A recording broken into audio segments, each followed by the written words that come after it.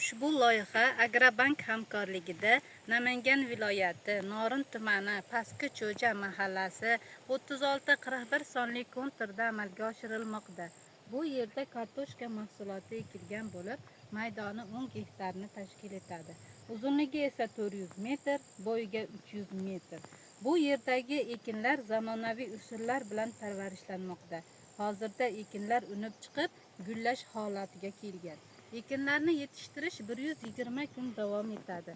Yetishtirish jarayonida sug'oriladi, tabiiy va mineral o'g'itlar bilan oziqlantiriladi.